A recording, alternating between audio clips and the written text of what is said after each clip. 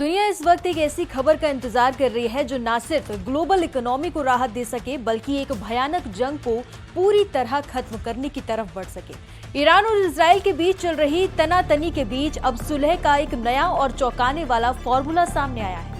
खबर यह है कि ईरान और अमेरिका के बीच पर्दे के पीछे बातचीत चल रही है और एक ऐसा प्रस्ताव मेज पर रखा गया है जिससे गल्फ रीजन में तनाव कम हो सकता है। ये खबर इसलिए भी बड़ी है क्योंकि इसका सीधा संबंध आपकी जेब और दुनिया भर में तेल की कीमतों से जुड़ा हुआ है। अगर ये समझौता हो जाता है तो जो जहाज पिछले कई हफ्तों से समंदर के बीच फंसे हुए हैं उनके लिए रास्ता खुल सकता है। सवाल ये है कि क्या ईरान वाकई झुकने को तैयार है या ये उसकी नई चाल है।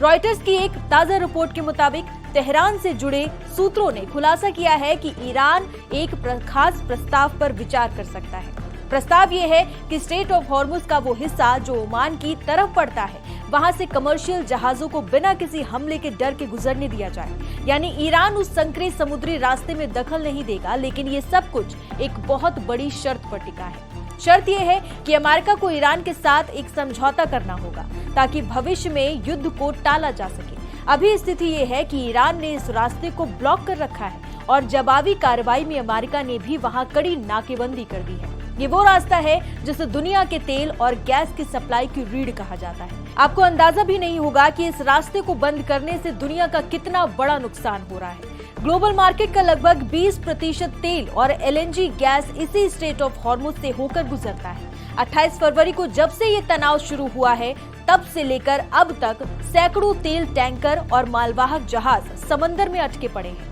सबसे डरावनी बात यह है कि इन जहाजों पर लगभग 20,000 समुद्री कर्मचारी यानी सेलर्स फंसे हुए हैं जिनकी जिंदगी पर हर वक्त खतरा मंडरा रहा है। अगर ओमान वाला रास्ता खुलता है तो इन हजारों लोगों को नई जिंदगी मिल सकती है और दुनिया में ऊर्जा का संकट भी कम हो सकता है। लेकिन अभी कई सवाल हवा में तैर रहे हैं। अब सबसे बड़ा सवाल ये है कि क्या ईरान ने जो रास्ता देने की बात कही है उसमें बिछाई गई बारूदी सुरंगें वो हटाएगा? क्या इजराइल से जुड़े जहाजों को भी वहां से गुजरने की इजाजत मिलेगी?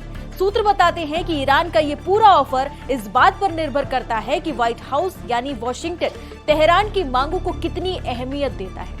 फिलहाल व्हाइट हाउस ने इस पर कोई आधिकारिक बयान नहीं दिया है, लेकिन कूटनीति के गलियारों में हलचल काफी तेज है। दुनिया की नजरें अब इस बात पर टिकी हैं कि क्या अमेरिका और ईरान अपने ईगो को पीछे छोड़कर इस डील पर साइन करेंगे या फिर खाड़ी की ये आग पूरी दुनिया को अपनी लपेट में ले लेगी।